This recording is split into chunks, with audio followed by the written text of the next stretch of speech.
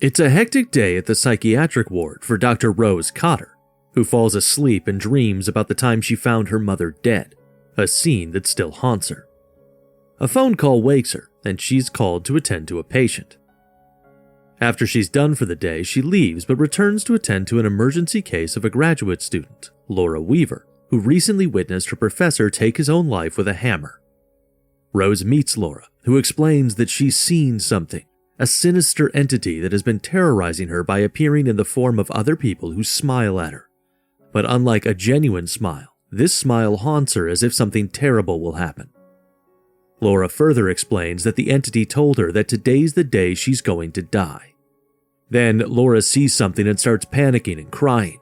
She starts choking, prompting Rose to call for help. Before help arrives, Laura suddenly calms down, standing and smiling unnaturally at Laura. She then uses a shard from a broken vase to slit her throat, still smiling. The incident shakes Rose, and the callous questioning by two detectives about Laura's mental health adds to her distress. Haunted by the event, Rose sees visions of Laura at home, jumping and spilling her wine when her boyfriend Trevor enters. However, she finds solace in his comforting embrace. Rose remains distant and withdrawn during dinner with her sister Holly and brother-in-law. Things turn tense when they discuss selling their childhood home, leading to a silent meal. The following day, Joel, a detective from the previous day and another detective who happens to be Rose's ex, visit her, but she coldly brushes them off and returns to work. In her office, Rose learns from Laura's police report that Laura's professor had smiled unsettlingly at her before taking his own life. While on her rounds, Rose encounters a patient, Carl, who unnervingly smiles and repeats, "You're going to die." Rose is terrified and calls for help, but discovers he's actually been asleep the whole time. After this, her supervisor, Dr. Morgan Desai, noticing her stressed, mandates a week off for her mental health. With no other option, Rose leaves. On her way back home, she buys a train model for her nephew's birthday. Feeling anxious alone at home, she awaits Trevor's return, trying to soothe her nerves with alcohol, but the sudden blare of her security alarm causes her to break another glass. Rose receives a chilling call from her security service about the alarm, suggesting she check if someone is in her house. However, a second call snaps her out of what turns out to be a hallucination. Two police officers arrive, and after inspecting her house, they declare it was a false alarm and leave. Rose's stress mounts as she cannot find her cat. Awakening from a nightmare, she's unable to sleep, so she plays Laura's recorded session. Hearing her name, she's startled by a dark apparition and panics, grabbing a knife. Trevor finds her in this state and is alarmed but tries to calm her down. Haunted by hallucinations, Rose fears she's a threat to herself and Trevor. So the next day she visits her former therapist, Dr. Madeline Northcott, who links Rose's uneasiness to witnessing her mother's tragic death from an overdose, suggesting unresolved trauma. She recommends resuming therapy to address these deep-seated issues. Later, Rose attends her nephew's birthday party and gives him what she thought was a toy train gift, but shockingly, it's her dead cat in the box. The horrifying discovery shocks everyone, leaving Rose devastated and in tears, insisting it wasn't her doing. Amidst the chaos, she sees a dead Laura smiling among the guests. But when Laura appears before Rose, she loses her balance and falls onto a glass table, breaking it and injuring herself. Trevor brings Rose home after getting her patched up.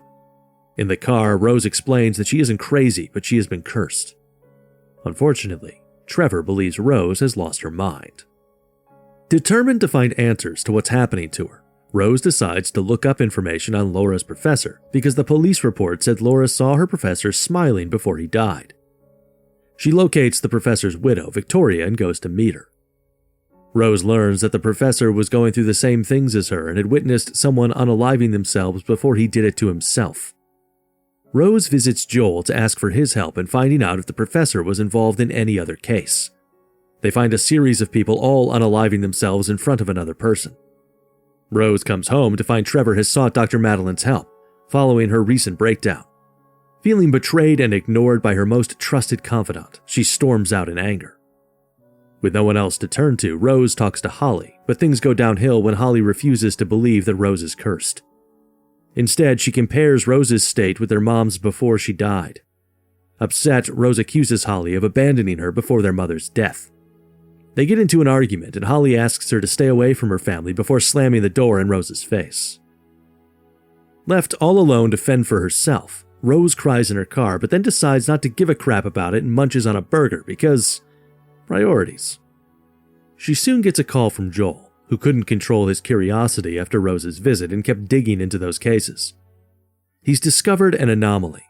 Robert Talley, a former accountant and now a convicted murderer, is the only survivor in the series of deaths.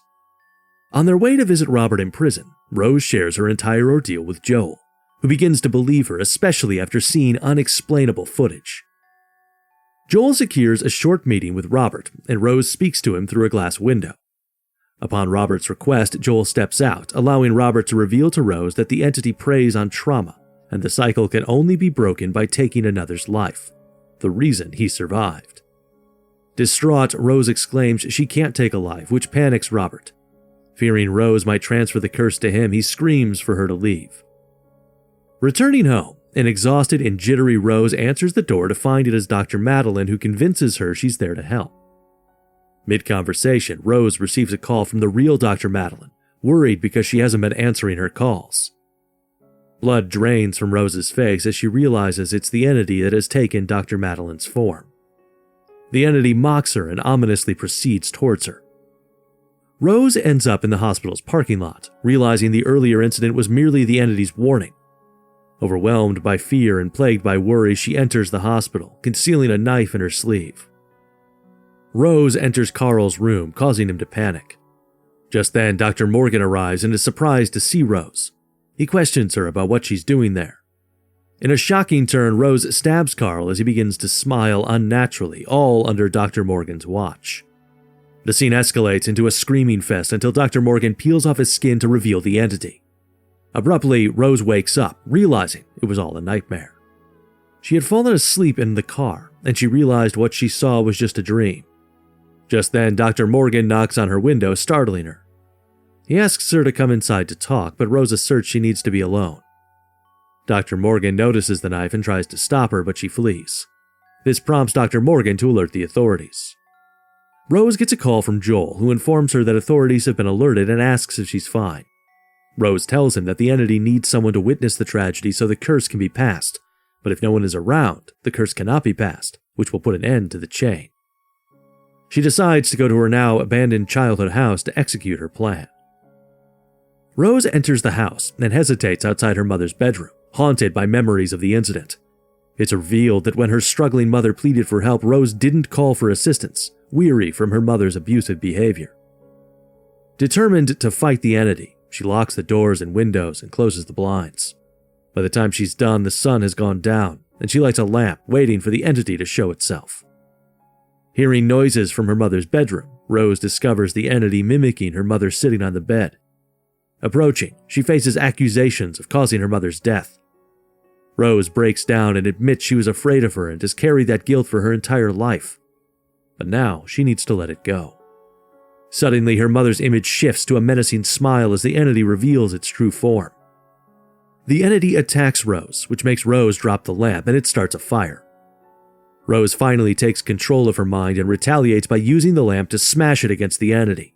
The demon catches on fire while Rose escapes the house, leaving the demon screaming from behind. Rose watches her childhood house burn to ashes before fleeing to Joel's house, feeling relieved that her ordeal is finally over. But little does she know her nightmares have just begun when she sees Joel smile unnaturally at her. It was all a hallucination as Rose runs out into her childhood house's yard. She hears Joel's voice, who tracked her phone to reach her. But Rose gets scared for Joel and runs inside the house. Once inside, the entity finally reveals itself as a skinless humanoid figure with multiple deformed jaws, giving it a perpetually smiling face. Rose screams but quickly falls into a trance, letting the demon possess her as it forces its way inside through her mouth. Joel manages to break the door open and finds Rose smiling and soaked in gasoline. She ignites a match from the box she holds in her hands. Joel stares at her, knowing that it's not Rose but the entity that's about to take her life. Though he knows he shouldn't watch, he can't turn away, and Rose burns herself to death, thus passing the curse onto him. That's our horror recap of the movie Smile. Close your eyes and hit the subscribe button to avoid becoming a part of the Evil Smile Club, and smash the like button if you love horror movie recaps. This way, you'll never miss out on our epic recaps of horror movies.